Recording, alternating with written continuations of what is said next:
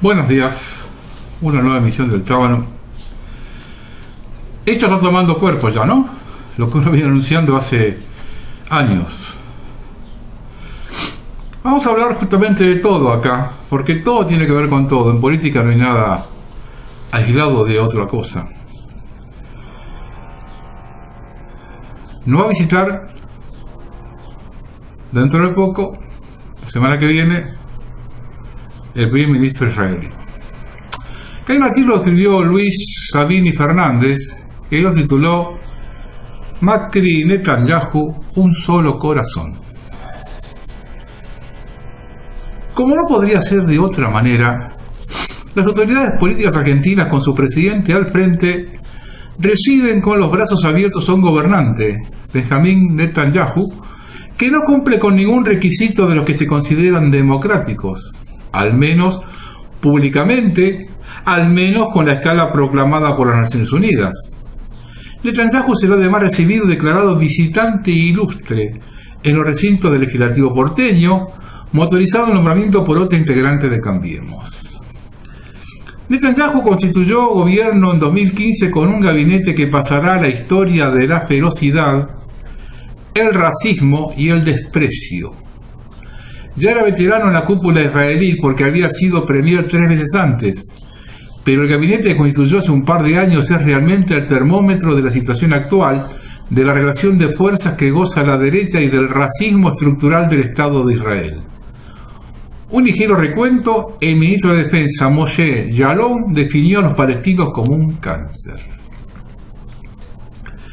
Su vice, Ben Dayan, que seguramente se considera un alma sensible y ortodoxa, declaró: nuestro pueblo tiene almas más elevadas, incluso si son gays. ¿A qué se refiere Ben Dayan cuando entiende que las almas de lo que él llama pueblo judío son más elevadas? No sabemos. Si se refiere respecto a la de los palestinos o la del resto de la humanidad. Un poco más narcísicamente pensado, tampoco captamos la de referencia a lo gay. De todos modos, con Naftali Bennett, ministro de Educación, nada menos, volvemos a los puros y duros. He matado a muchos palestinos en mi vida, no hay problema con eso. Reafirma lo que han dicho varios soldados israelíes: se puede matar palestinos sin riesgo judicial alguno. La ministra de Justicia, Ayelet Shaked, pica alto y llamativamente con su rostro hermoso, ovalado, rodeado por gruesas trenzas, aboga por el asesinato de las madres palestinas, porque paren los vídeos que atacan su patria. La simpática ministra de Deportes, Miri Regev, refiriéndose a manifestaciones callejeras no autorizadas de población negra, los trató de cáncer. Como vemos en este somero repaso, los calificativos médicos tienen cierto predicamento en el gabinete de gobierno israelí. Entre los restantes ministros están los infaltables que consideran que el pueblo palestino ni existe. Con estos personajes supremacistas y procaces no resulta muy difícil imaginar políticas, pero repasemos algunas. En el campo tan elogiado por Macri del emprendedurismo, compañías israelíes ofrecen campos de entrenamiento turísticos en los cuales familias, incluso con sus niños pequeños, practiquen tiro con armas de fuego cargadas con balas de plomo sobre blancos que semejen palestinos.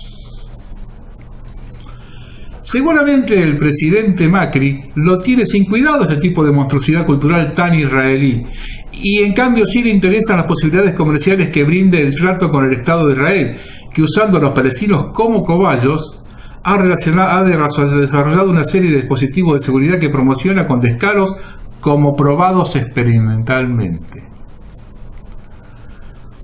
A eso fue la ministra de Seguridad Patricia Bullrich en su reciente visita a Israel, donde con ropa de fajina militar recorrió el espinel de los adelantos militares. Israel ha logrado ser aceptado como miembro observador de la OEA desde 1972. En época no demasiado democrática para los estados americanos. Además es el único socio del Mercosur que no pertenece a la región. Estas distracciones revelan el grado de penetración israelí en políticas locales. Como explicara el secretario de la OEA, Luis Almagro, Israel es amigo y socio estratégico para las Américas. La Argentina europea y blanca del nuevo tiempo, consigamos, busca estrechar vínculos con sus fuentes inspiradoras. ¿Qué mejor que un Estado como el israelí, que como bien dice el historiador de origen judío Ian Papé, no es una democracia? Ha arrebatado tierras palestinas sistemáticamente y con crueldad. Por ejemplo, jugar al blanco matando a campesinos expulsados por el ejército en 1948, que volvían en la noche con sus asadas a rastrillos a querer seguir cultivando sus cultivos. Papé nos recuerda que destruir casas palestinas no es democrático, que encarcelar palestinos sin juicios no es democrático, que 200 métodos para torturar palestinos puestos a la luz pública por el Middle East Monitor no es democrático. Ahora este año han inaugurado el derribo de escuelas palestinas, tampoco es democrático. Por si hacía falta para celebrar esta alianza, Macri se ha encontrado con Netanyahu recientemente en el foro de Davos, la caja planetaria de resonancia de la vanguardia del gran capital. El nuevo gobierno argentino ha dado ya numerosas pruebas de su identificación con lo más granado de la derecha mundial, europeizada y globalística, desde el apoyo a los forjadores de las guarimbas venezolanas hasta el coqueteo con el colega estadounidense Donald Trump, en ese oficio no tan nuevo de empresario metido a político.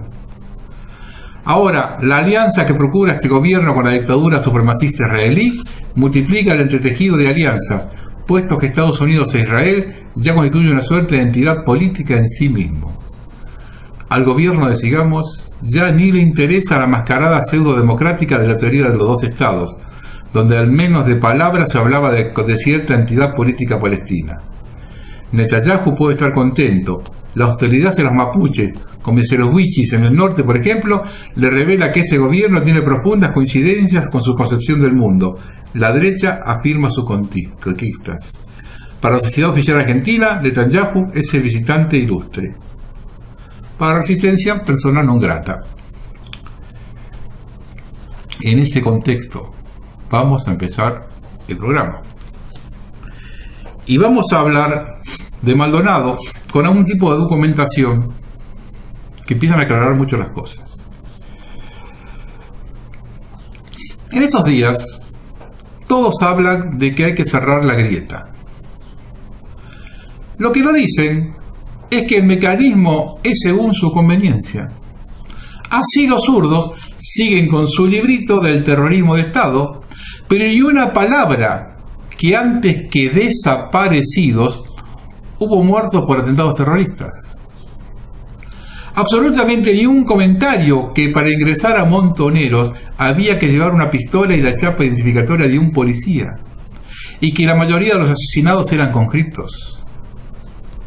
Siguen rindiendo honores a Rodolfo Walsh cuando ese asesino carga, entre otros hechos, con la demolición del comedor de coordinación federal, donde hubo 23 muertos y 60 heridos, muchos de ellos mutilados por la bomba tipo vietnamita, esa que disparaba perdigones por todos lados. Entre los muertos y heridos de mayor graduación, un oficial inspector. La inmensa mayoría suboficiales. En este atentado participó otro prócer, Horacio Berbisky. De otro lado, significa cerrar la grieta, sacar del medio a todos los negros cabecitas negras. Y con respecto al tema aborigen, hay que cagar a tiros a esos indios de mierda. De esta forma, el ciudadano argentino quiere cerrar la grieta, y los que nos queremos plantar algo diferente nos califican con todos los adjetivos posibles.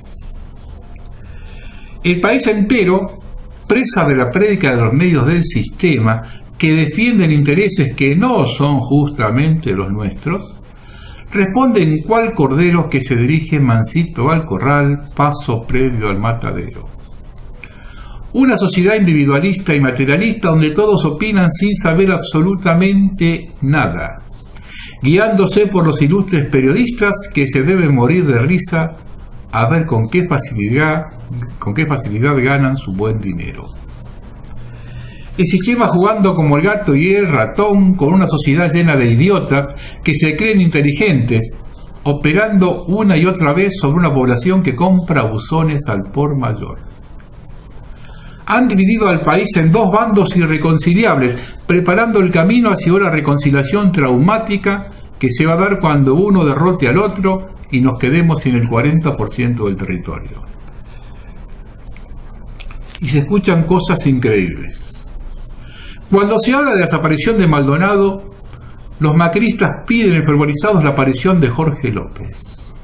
A ver, muchachos, ¿en cuántas marchas por la aparición de López participaron? Yo recuerdo en ese momento de ver unos cuantos rostros risueños por la desaparición de quien hoy nuestra madre putativa, en otro gran gesto de hipocresía, lo califica como guardiacárcel. Por lo tanto, sin derecho alguno. Las mismas sonrisas, yo las he visto años A, recordando las buenas boletas que hacían la AAA. Pero bueno, en época donde las cosas se complican, nos hacemos de cualquier madero que flota. A la gente de Sigamos les recomiendo que velen por la salud de Cristina, porque si le pasa algo a ella, ustedes no tienen de qué hablar. Ahora que salió a la luz el problema con los araucanos, le echan toda la culpa a los kirchneristas. Y deberían explicar por qué hicieron silencios ante las reivindicaciones, atentados y homicidios de los araucanos en los últimos 5 años. ¿No vieron la foto cuando los ministros Parodi y Rossi izaron la bandera araucana en la plaza de San Martín de los Andes? Macri se sacó una foto y habló maravillas de una ucraniada devenida araucana que intentó asesinar a un oficial de justicia. Hasta la llamó arco iris. ¿No sabían nada? ¿No se enteraron? ¿Por qué en casi 2 años no extraditaron a Jones Walla? ¿Aranguren no tenía conocimiento de las pretensiones territoriales en Vaca Muerta? ¿Nunca escucharon las quejas de los intendentes de la zona, sobre todo los de Añelo y San Patricio del Chañar? Uno de los próceres de ese medio pelo tilingo, Jorge Lanata, hace 2 años nos trató de delirantes cuando hablábamos del conflicto con los araucanos y el Plan Andinia. Ahora acepta que el nacionalismo tenía razón sobre amenazas de la Patagonia. Sos un hipócrita, Lanata.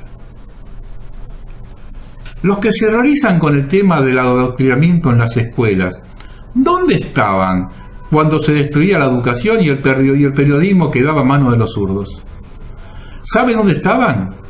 Haciendo diferencia entre el dólar oficial y el blue. Lo de las heteras les molestó, pero no dicen nada por el programado de adoctrinamiento sexual en los celulares que se está proponiendo. O son boludos o cómplices. Siguen buscando la paja en el ojo ajeno y no vean la viga en el propio. Aunque pensándolo bien, si tenemos en cuenta que la mitad de los porteños está orgullosa de su gobierno, para el cual su mayor objetivo es convertir la capital federal en la capital mundial gay, nos percatamos qué es lo que tienen esos votantes en la cabeza, lo que les corresponde. Vamos a entrar en el tema Maldonado en serio con un artículo que publicó Javier Jones, Pacto de Silencio. Como otra manera de subestimar a algunos periodistas, se asombraron por la calidad de los teléfonos celulares que tenían las mujeres mapuches, habitantes del pueblo donde desapareció Santiago Maldonado, a las que los gendarmes retuvieron en las inmediaciones de la casilla existente en el ingreso del mismo, pero donde se las ingeniaron para tomar fotos respecto a lo que estaba sucediendo y luego pasaron a publicarse en distintos medios, sin que nadie advirtiera la riqueza de información que contenían. En esa sociedad empalangada de imágenes, y por ello la percepción que se tiene de ellas es extremadamente superficial. Tal como se puede ver en la imagen que vamos a pasar ahora, donde se observa la camioneta Ford Ranger doble cabina de gendarmería, con sus 2 conos viales para autopista, tamaño obelisco en su caja de carga, rodeada por nada menos que 5 gendarmes, ya que uno de ellos se encuentra casi enteramente oculto detrás de ella, pero se lo puede ver atisbar a través de sus vidrios.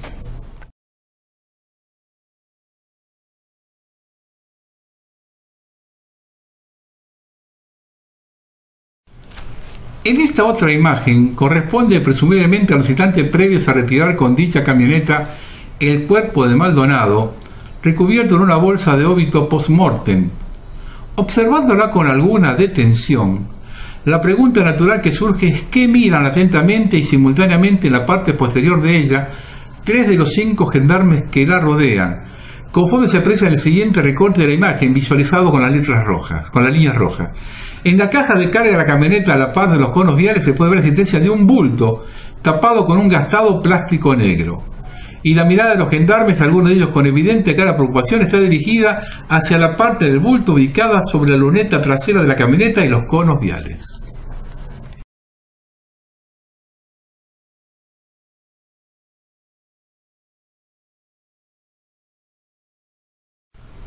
La siguiente imagen de esa misma camioneta publicada por Diario Veloz le da una vuelta de tuerca a la cuestión. Respecto al sentido y contenido gestálfico de que tienen esas fotografías. Al haber cambiado ahora el rumbo de las miradas de 3 de los gendarmes hacia el rudo objeto contundente que uno de ellos porta en la mano izquierda, similar a una escopeta vieja que se ve ampliada debajo de la imagen con un zoom digital, como diciendo, ¿con esto le dieron?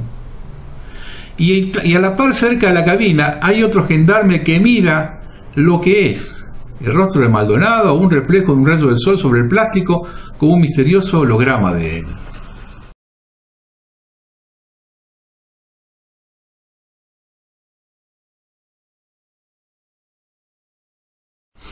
Esa camioneta es la misma que luego salió del pull-up llevando un sospechoso bulto recubierto con lo que evidencia ser una flamante y reluciente bolsa de cadáver u óbito post-mortem, dispuesta por sobre el plástico desgastado que se observa en las anteriores fotografías. Como si de tratar de una cruel burla, esta misma camioneta de gendarmería chapa OLM 237 se pasea hoy por Esquel portando un cartel con el rostro de Santiago Maldonado bajo el título "Se busca", ofreciendo una recompensa de 500.000 pesos. Para despistar el criminal empleo que se le dio a ella para que su cuerpo no aparezca. Y conforme a la siguiente imagen, en la cual aún se puede ver el cono vial de autopista tipo obelisco que habría acompañado a Santiago en su último viaje.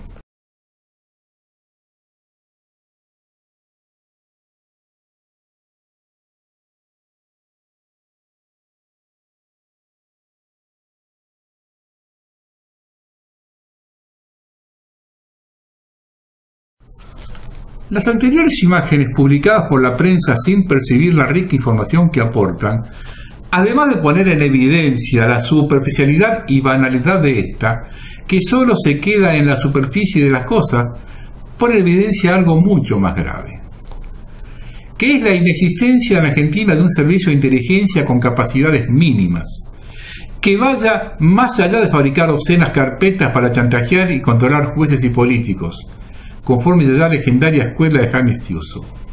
O peor aún, la complicidad y encubrimiento del actuar de la gendarmería por parte del gobierno, fuerza a la que se le ha confiado tareas extremadamente delicadas para la sociedad, como la de pronunciarse si la muerte del fiscal Nisman fue un suicidio o un homicidio.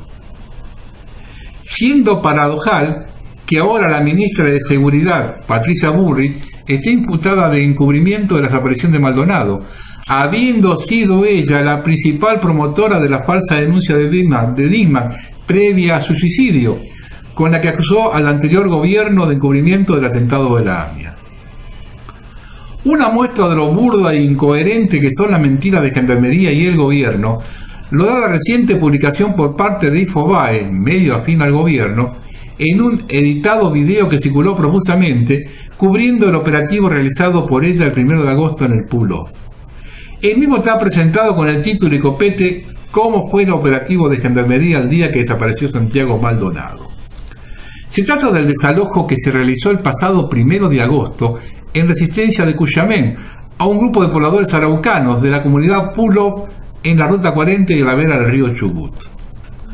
Tal como se puede ver en el siguiente extracto del mismo, al final se ven a los gendarmes incursionar a la vera del río Chubut, que ostenta una vegetación extraordinariamente tupida en ramas, en las que según algunos testimonios habría quedado enganchado Santiago Maldonado, siendo de esta manera apresado por los gendarmes, y como remate de se puede ver una camioneta blanca doble cabina similar a las consideradas anteriormente. El caso es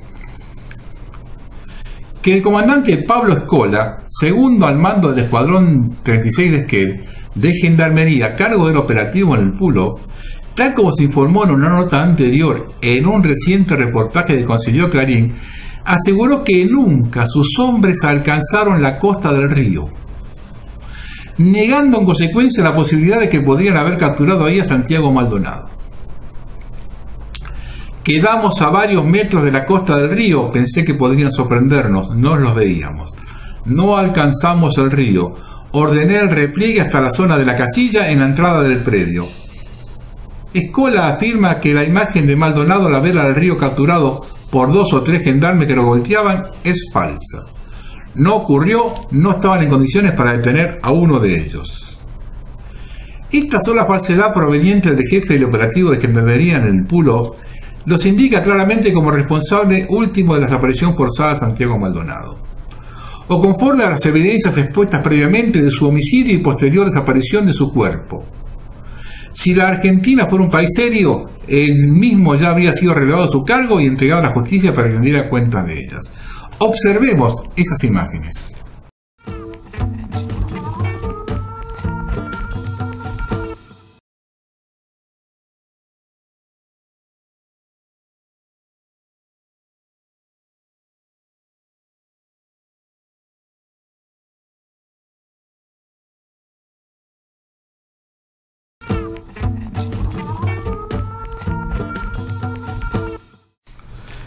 En un video inédito, revelado por una nueva investigación exclusiva de la revista Cítrica, puede verse cómo minutos antes de la represión a la comunidad araucana, Gendarmería impide el ingreso de la Asociación para la Defensa de sus Derechos Humanos, uno de los organismos de derechos humanos presentes en el lugar.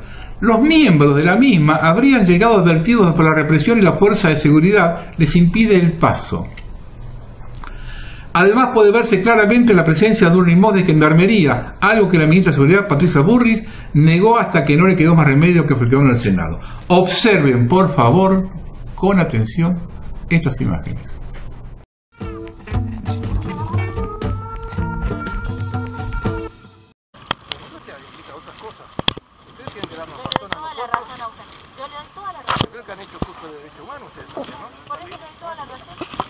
Toda la razón, pero no nos permite ejercer nuestra tarea de defensor de los derechos humanos. Usted está impidiendo que ejerzamos nuestra tarea de derechos humanos. No queremos información de su parte. Quisiéramos constatar con nuestra vista el estado de las personas que están adentro. Lo vamos a hacer cuando nuestro jefe y ellos acompañen a ver el estado, ¿sí?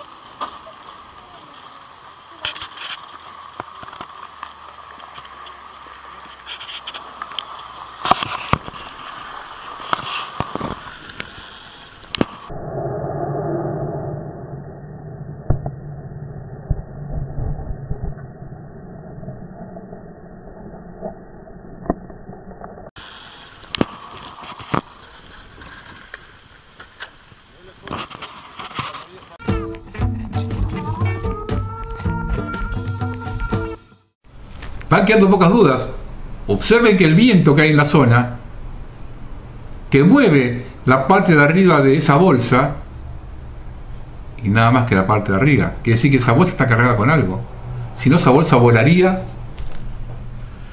y nadie puede suponer que la Gendarmería fue a hacer un acto de represión ahí abajo llevando equipaje.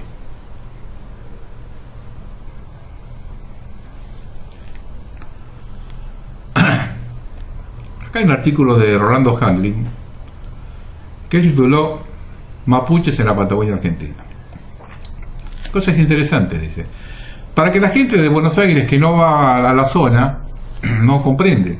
El que ha ido a la zona últimos tiempos sí las ha visto esto.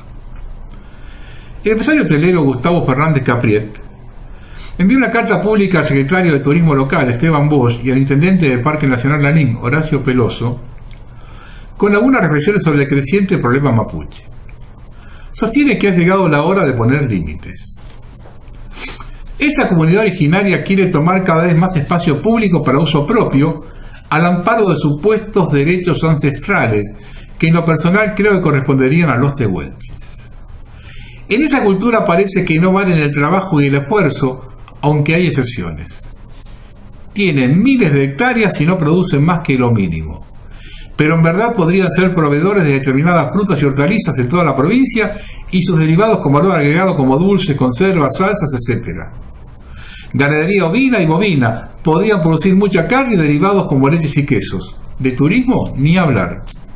Sea con cabalgatas, servicios de gastronomía típica, trekking, camping, culturas, guías reconocidos de montaña, etc.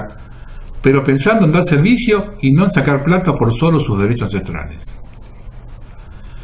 Cobran por entrar a la islita, no por algún servicio, sino por pisar su propiedad.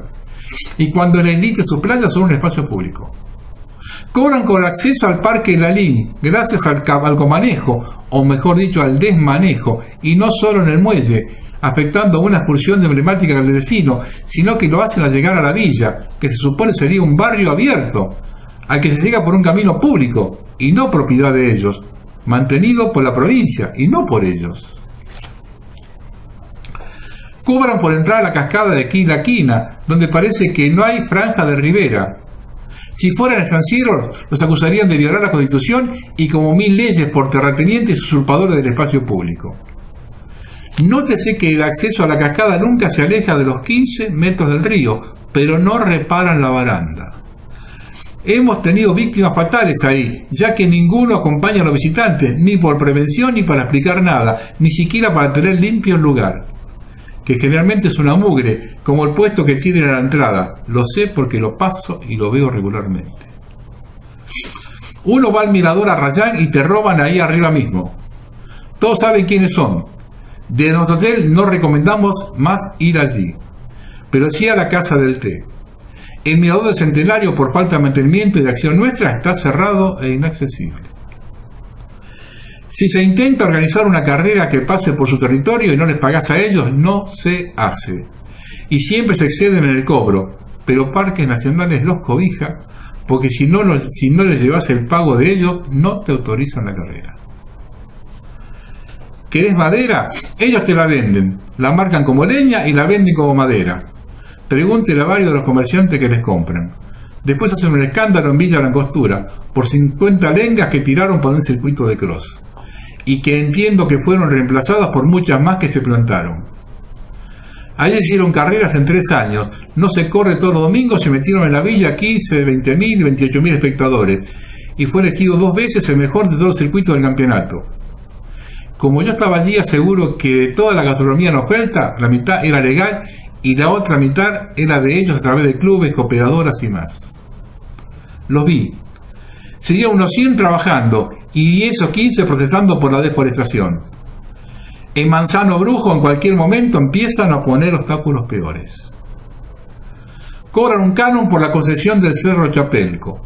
Sin embargo, en su momento se opusieron a la construcción de suficientes reservorios de agua para los cañones, crearon un negocio de dudosa legitimidad en la base y ante cualquier reclamo apelan al corte de ruta como medida de extorsión, perjudicando a turistas que nada tenían que ver con la problemática. Le dieron el espacio en la plaza para que pusieran la bandera como si estuviéramos en otro país. En el fondo es lo que persiguen, ya lo han proclamado. Vamos a hacer algunas aclaraciones históricas sobre este asunto. Pero antes quiero decir una cosa. De todo esto, en los 20 meses de gobierno de Macri, ¿nadie tomó nota? ¿Cuántos derechos adquiridos que otorgó el kirchnerismo a grupos, subsidios y otras cosas, fueron sacados? De estos ninguno, ¿eh? Alguna vez fue Patricia Bullrich y ordenó a que sacaran el corte en Chapelco o a la entrada del Larín. ¿Por qué no se metieron nunca ahí? Vamos a hacer algunas aclaraciones históricas sobre este asunto. En toda la correspondencia de Capulcurá de 1833 no se habla jamás de mapuches, se habla de chilenos. Son los araucanos que cruzaron la cordillera de los Andes desde la Capitanía General de Chile, formando al principio 2 grupos aislados, los borogas, de Borohué, Chile, y los ranqueles o ranculches. En 1831, Calfucurá cruza la cordillera con 200 hombres y pasa de huello a los jefes Borogas, Alón, Rondeado, Imeilín y otros instalados en Salinas Grandes de la Pampa. La población se incorpora aterrorizada a las huestes del chileno, y lo mismo van haciendo los pobladores tehuelches de la Pampa, Córdoba, Mendoza, Patagonia, Buenos Aires, San Luis. Ellos sí eran aborígenes argentinos y han sufrido infinidad de abusos a manos de los conquistadores españoles y después de 1816 de los argentinos. Mientras tanto fueron absorbidos por los jefes chilenos. Predominó la magnífica y expresiva lengua araucana. Ya no queda en otro país tehuelches parlantes. Uno de los últimos fue el antropólogo argentino Rodolfo Casamiquela, que ha explicado muy bien la diferencia, hoy convenientemente confundida, entre tehuelches argentinos y araucanos chilenos. Estos últimos abandonaron sus rucas de piedra y adoptaron el toldo o paravientos de cuero, propios de los tehuelches nómades. Del hombre blanco tomaron el caballo, la vaca, elemento de comercio, y las mujeres que raptaban en gran cantidad. Por eso los que hoy se presentan como aborígenes tienen generalmente la piel y los ojos claros, son descendientes de caciques. Es cierto que en las raciones que repartían los gobiernos de Juan Manuel de Rosas, Justo José de Urquiza y otros para frenar a los malones en una vergonzosa extorsión, abundaban el aguardiente, las botas, los aperos, el tabaco, la hierba, el vino, los acordeones, los ponchos ingleses, los pañuelos, la harina, el azúcar, de todo menos una pala y un arado. Aquellos hombres de Calfucurá que no eran argentinos y mucho menos originarios. Sus descendientes sí lo son, igual que los descendientes de genoveses, asturianos o bearneses, ciudadanos argentinos. Aquí no hay nadie originario, no hay otra bandera que la de Belgrano, y de Roca en adelante nadie cobra peaje ni exige tributos sobre la propia nación. Cabe resaltar que el año 1816 es primordial. La lucha entre chilenos y realistas contó con la participación de los araucanos, casi siempre a favor de los españoles, porque España había tenido que reconocerse un territorio propio entre los ríos Maule y Biobío, hecho único en la historia de los imperios. Por lo tanto, al caducar el dominio español, los araucanos chilenos buscaron en La Pampa, San Luis, Córdoba, Mendoza, Buenos Aires, un vasto territorio donde se podía cazar vacas ajenas y cautivar lindas mujeres rubias, también ajenas. El autor de este artículo es partidario de que se mantenga impoluta y sin mancha la estatua del gran presidente argentino Julio Roca, y también de que se enseñe el lenguaje mapuzungún en las escuelas de La Pampa y Patagonia. Se celebra Año Nuevo Pampa el 24 de junio y se estudia la vida de los grandes caciques de nuestra escuela, incluyendo a Guillén, Catría y Calfucurá y su hijo también chileno Namuncurá. Porque todos ellos contribuyeron a formar nuestra nación en tiempos salvajes, tanto como Juan Lavalle y Manuel Dorrego, y son parte entrañable de la historia. Pero originarios, cobrando peaje y viviendo sin trabajar, eso jamás. Estamos en una república. No existe la llamada tierra mapuche, es tierra tehuelche. Llamar tierra mapuche es una avanzada geopolítica de Chile sobre Argentina. Esto lo escribió doctor Rodolfo Casamiquela. Y yo quiero ampliar algunas cosas acá. Es un tema complicadísimo este. Yo soy una persona que estoy muy metido en todo esto que sea el problema araucano y el plan andinio. Hace muchos años que yo lo vengo tratando. Prácticamente uno de los primeros que lo vengo a tratar acá. Lo reploté ahora. Yo he visto muchísimo material. Y he visto mapas. Digamos ya mapas afilando finito. No ese mapa que se pone al voleo así. Mapas ya donde se afila finito. Lo que sea República Andina, lo que sería la República Mapuche y todo eso. Pues esto es la República Andina. Hay un mapa que me llamó poderosamente la atención, que una vez lo pasé hace tiempo en un programa. Y que es que lo que se conoce como República Andina toca del río Neuquén, en el límite con Mendoza y Neuquén, y después el río Colorado hacia el sur.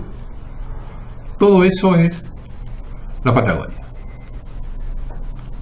Excepto Tierra del Fuego. Así que observe este detalle. Termina en Punta Dúngenes, donde termina la República Argentina, en el límite de Santa Cruz con Chile. Muy bien. Ahí termina la República Argentina. Lo que significa, y de nuevo el Pacífico, para darle salida al Pacífico, hay una cuña que va a la zona de Osorno, más o menos, una pequeña cuña que se vean 100 kilómetros, que es lo que le da salida al Pacífico. El resto del sur de Chile, es que sería la Araucanía, básicamente, ¿no? El sur de Chile lo sigue conservando Chile. Y Tierra del Fuego no entra en el plan Andinia, lo que significa que al no entrar Tierra del Fuego en el plan Andinia, no entra ni la parte argentina ni la parte chilena. Por lo tanto, la parte chilena de la provincia de Tierra del Fuego, que incluye el estrecho de Magallanes, queda en poder de Chile. Esto nos lleva a pensar esto que dice Casamiquela, que no existe la llamada tierra mapuche, es tierra tehuelche. Llamada tierra mapuche es una avanzada geopolítica de Chile sobre Argentina. Esperé que se me sonar el reloj porque hay gente que se enoja por eso. Así que no puede escuchar el programa. Bueno, yo recuerdo a aquellos lectores de Hugo Bast, en uno de sus libros, creo que Juan Talbot, que tiene esa profecía grandísima, ¿no? Porque escrito prácticamente profetizó la aparición de Cristina Fernández a cargo de la Argentina, y también un poco el Papa argentino. Tiene una profecía en ese libro de Boas, donde habla de la invasión hacia la Patagonia, que nos invaden la Patagonia, pero que la invaden chilenos. Eso lo está en el libro de Hugo Boas.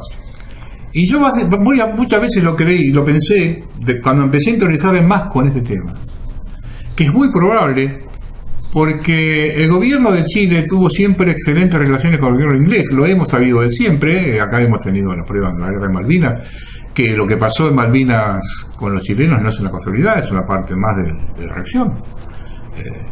San Martín invade Perú, prácticamente con toda una flota puesta por los ingleses. El gobierno de Chile siempre tuvo relación directa con los ingleses.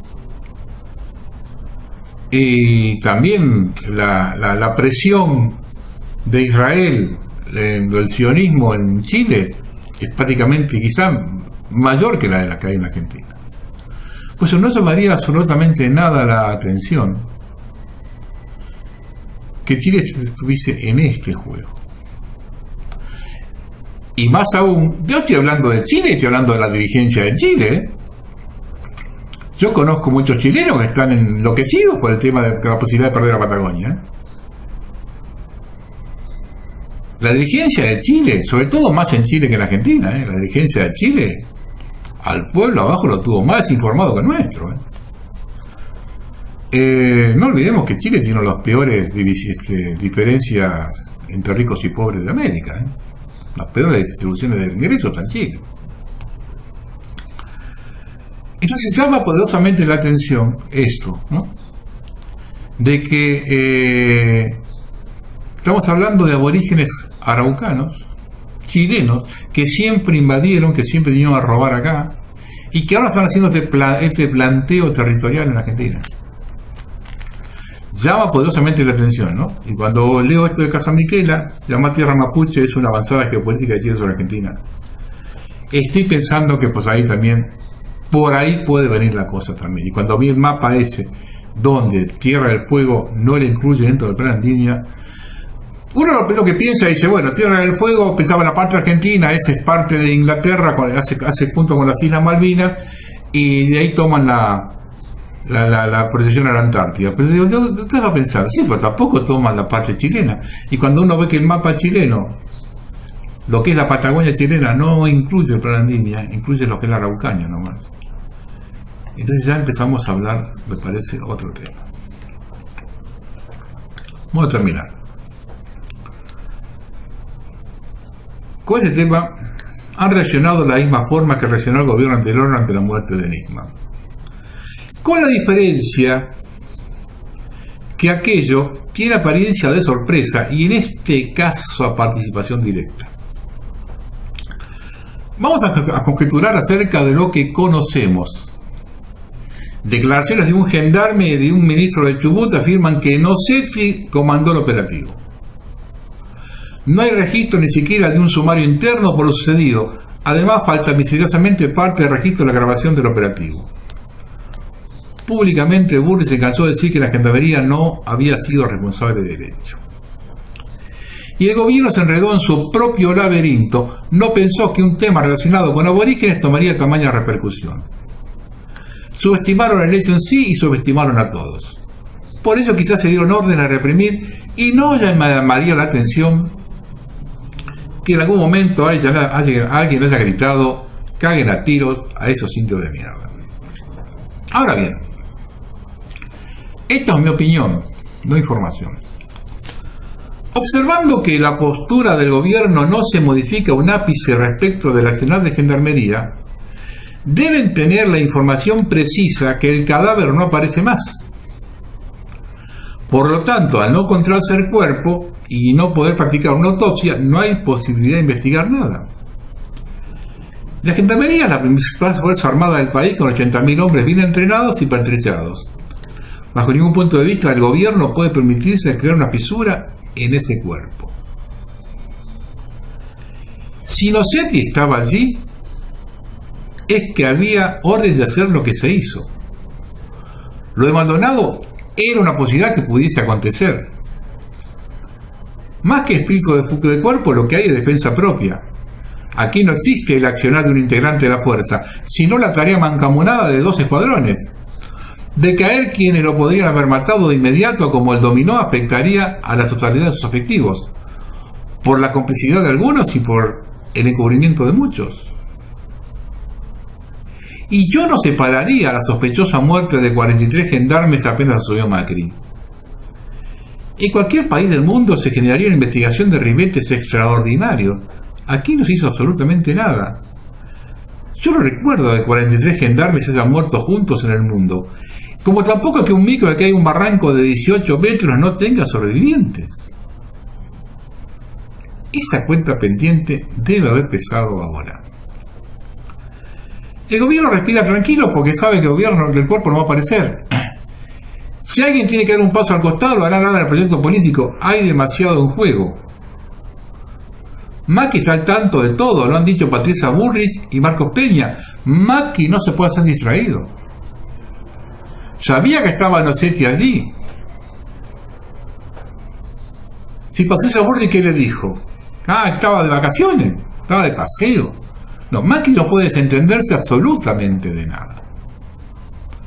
Ni puede decir que no sabía nada.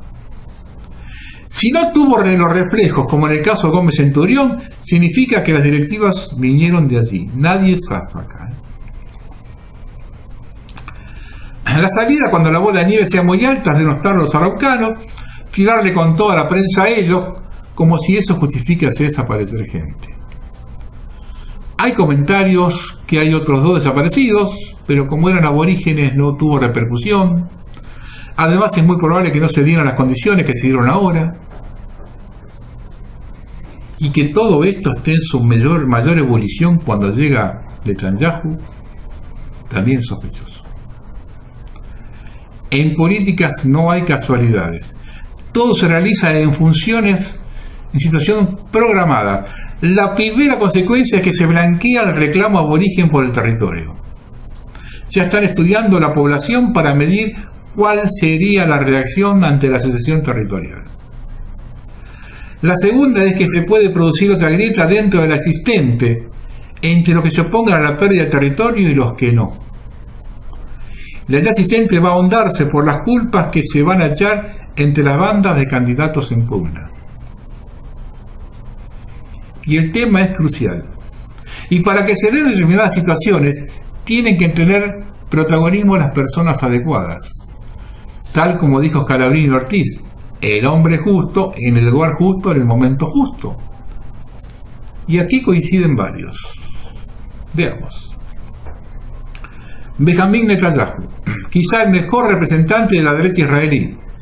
Con solo observar su conducta con los palestinos en cuanto al territorio se refiere, no podemos tener ningún optimismo en cuanto a la secesión territorial. Y esto le digo yo a los araucanos que están ahí, si van a confiar en esta gente. Si a los blancos, a los goyín, los tratan como animales y dicen que somos animales, imagínense ustedes, muchachitos, insectos. Mauricio Macri, aliado estratégico de Israel, con una gran cantidad de sionistas en su gobierno, han hecho varias manifestaciones acerca de la cuestión territorial argentina, ya les hemos dicho acá. Otro, Guido Tranto, el juez de Esquel, a través de los diferentes casos que tuvo donde estaba involucrada la comunidad araucana, le fue generando argumentos para el reclamo de las tierras. Por ejemplo, al no allanar determinados espacios por considerarlos tierras sagradas, reconoce las mismas como propias. Y detuvo el proceso de extradición de Jones Wallace de una manera absurda. Y la otra persona justa, en el momento justo, lugar justo, que es Hilda Fernández. Durante su gobierno fue cuando más avanzaron las comunidades araucanas. Todo lo que relata Ricardo Orlando Hagelin fue obtenido durante su gestión. Y es la reserva estratégica del sistema. Tomando en cuenta la conexión local del Plan Andinia, Macri y Cristina, es cuando mejor se entiende el proyecto de secesión. Cristina da aires a los reclamos, Macri los avala. De otra forma no se entiende que todas las prebendas obtenidas por los araucanos no hayan sido desactivadas por este gobierno. Mauricio Macri, rápido de reflejos para terminar con lo que él cree son beneficios que no corresponden, recortes presupuestarios, jubilaciones, PAM y subsidios personales, y que fueron otorgados por el gobierno anterior, y no hizo absolutamente nada, ni siquiera las mencionó a las prebendas araucanas. Viaja de termo a termo. Fue al sur a Villa Langostura y al Lago Escondido y no vio ningún reclamo aborigen. De nada se entera. En esta anarquía prefabricada aparecen grupos que rompen todos, ideales para echar las culpas a otros. Al igual que en 1988, cuando rompieron todo en Modar, y luego se supo que dependían de los servicios de inteligencia. ¿Antecedentes para desconfiar? Tenemos. En esta anarquía con una dirigencia sin pelotas para echar un operador de LAN Chile, de LAN, en Aeroparque, que para anunciar un vuelo a Bariloche dijo: vuelo a la Patagonia, territorio mapuche, donde hicieron desaparecer a Santiago Maldonado. Andá a decir eso al aeropuerto de Nueva York o de Moscú. Y ahora, dando un triple salto mortal, a más de un mes de la desaparición, dice que a él no se lo llevan puesto con un desaparecido y mueve cielo y tierra para encontrarlo. Y le dan la misión a la Policía Federal, sin tener en cuenta la interna feroz por la muerte de Nisman, donde Gendarmería tira abajo los peritajes de la Policía Federal. Y acá es bueno aclarar algunas cosas que la gente no conoce. Pues esta interna, sí. El tema pasa porque el peritaje que está haciendo Gendarmería en el caso Nisman, parece que han descubierto que al momento del asesinato de Nisman había otra persona dentro del departamento, lo que tira por abajo todo el trabajo que hizo la Policía Federal.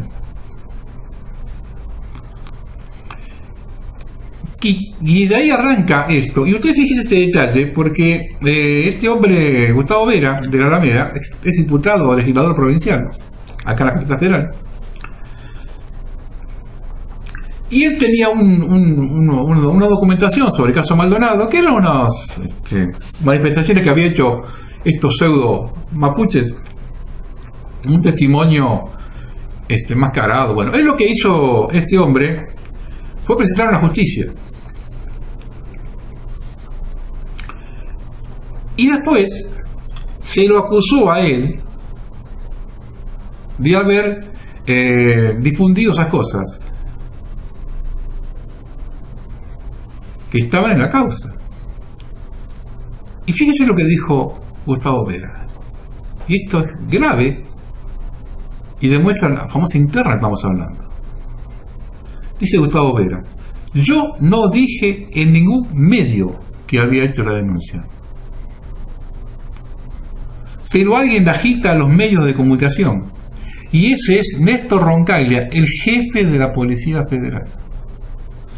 Él le dice a TN que agite ese informe que ni la Procuración ni nosotros habíamos hecho público porque seguía el camino judicial de una denuncia anónima que tenía muchos elementos de verosimilitud, tales como patente de un IMOC, nombre, apellido y tal. Lo complejo del caso es que la ministra Bullrich apostó toda la gendarmería de un principio, porque básicamente es la fuerza que se apoya y que hoy está siendo sospechada de ocultar los videos del procedimiento que había ordenado el jefe de gabinete de la ministra, Pablo Nocetti. Comandante Otero, comandante Alari, no oculten las afirmaciones obligatorias de la fuerza, nada más, no hay que ocultarlas, en serio. Eso lo dijo el periodista Jorge Asís. Estamos hablando de una interna entre dos fuerzas que están bajo la supervisión de Bullrich, tanto la federal como la gendarmería.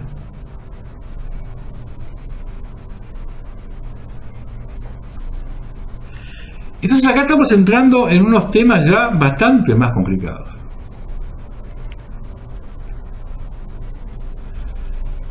Y eso se complica más porque a las grietas existentes en la sociedad le agregamos ahora otra entre los organismos de seguridad. Cuando se manda a la Policía Federal ahora a hacer el operativo en el sur, ¿no tenían conocimiento del problema que hay con la muerte de Nisman? ¿Y que pueda haber venganza de la Policía Federal? No se puede ser tan inútil para gobernar un país. Esto es cada vez más evidente que es parte de una estrategia mayor.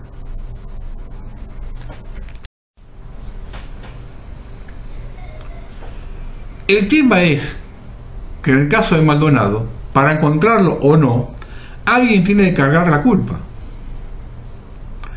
Como en los 70, seguro caerá en la gendarmería, lo que significa que de movida de aquí para adelante las órdenes deberán darse por escrito, lo que tampoco es un seguro. En 1974 fueron así y hoy están todos presos, menos los que las dieron. Si los uniformados aprendieron la lección, la cosa viene complicada, repito, salvo que esa sea la estrategia: pudrir todo para el gran desbarajuste que provoque la intervención extranjera. A Maldonado lo reclaman de todo el planeta. Pregunto, si no aparece el cuerpo, ¿qué van a hacer? La gente tomó conciencia que esta gente reclama territorio propio fuera de la jurisdicción argentina. En general hay cierto consenso de devolver tierras, pero no para una nación independiente. ¿Qué va a pasar cuando los turistas viajen al sur y se encuentren con los araucanos cobrando peajes? ¿Va a comenzar la persecución? ¿Qué van a hacer los gendarmes si envían a prisión a varios por estos indios de mierda? Servido para el sistema. La prensa en manos del sionismo lo relaciona de inmediato. Las hordas argentinas persiguen mapuches tal cual lo hacían los nazis con los judíos. Y ahí es cuando llegamos al final de la historia. Está tan bien planteado el tema que tuvieron la inteligencia de meternos 12 años de un gobierno kirchnerista integrados por estos zurdos apátridas de los 70, y al igual que en los 70 le entregaron el gobierno al más rancio liberalismo, todo fríamente calculado. Todo está saliendo tal cual fue ideado en 1897 en Basilea, y como lo relató el rabino Gordon, en la sinagoga de Paso 623 en 1971. Bienvenido, primer ministro. La casa está en orden para hacer el relevo de guardia. Buenas noches.